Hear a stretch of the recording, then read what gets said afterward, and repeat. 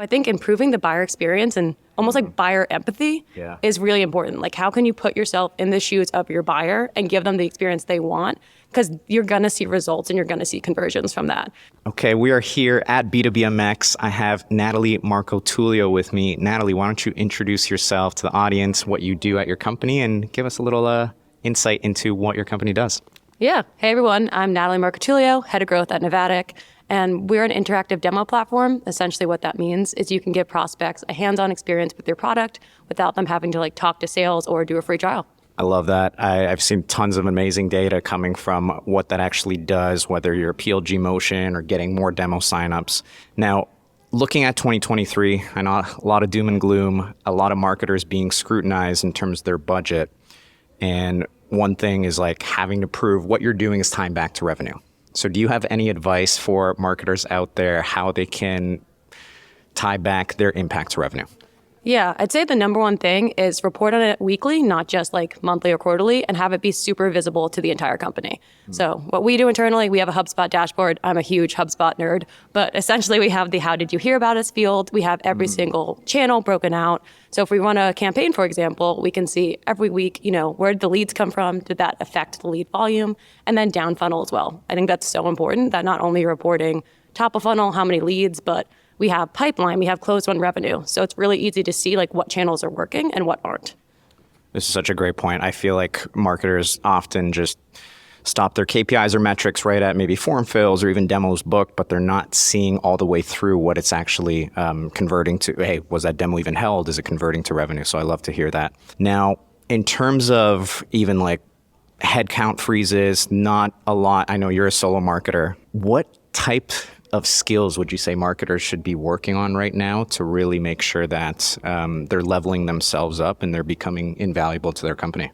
So I think right now we kind of can't lose any leads. That's the big thing, right? You probably got your budget slashed. You probably can't just go out and maybe put up more ads. So you have to work with the leads you have. Yep. So I think improving the buyer experience and almost buyer empathy is really important. How can you put yourself in the shoes of your buyer and give them the experience they want? Because you're going to see results and you're going to see conversions from that. Just think about it, right? If you have a pleasant experience buying something and you get the information you need up front, you have a good sales process, a good sales rep, and you feel like you were supported, you're much more likely to buy than if it was friction the entire time.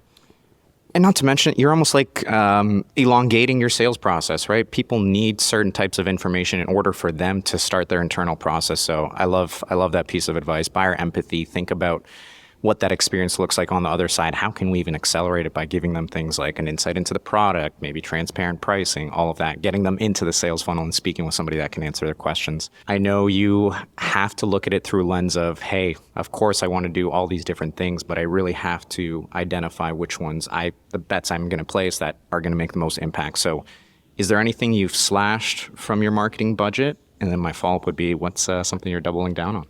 So I'd say less slashing, more not doing, because we weren't doing every single channel to begin with, but not focusing as much on LinkedIn ads or really social ads in general, and then not expanding Google ads. So really ads, we sell to marketers too, and it's really hard. I'm sure you guys get it. It's marketers expect high quality ads. They expect high quality advertising. Yeah. So we've been way more focused on content, education, partnerships, things that you don't need a lot of money for, but can still get the word out. And it feels like we're educating and helping marketers, kind of going back to that buyer empathy point. They don't want to feel like they're being advertised to. They want to feel like they're learning. So we're focusing much more on that than necessarily just, again, blanket advertising to them or blanket outbound.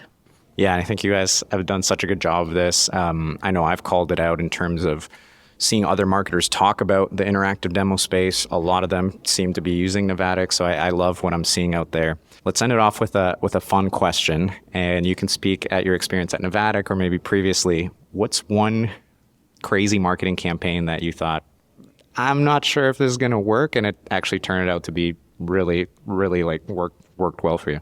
So this is less of a campaign, but again, kind of going back to interacting with customers, buyers.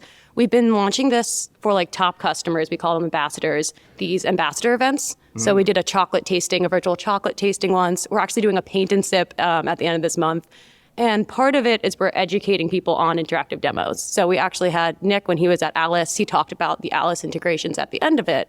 And we didn't necessarily see it wasn't public facing. It's not like we got leads from this.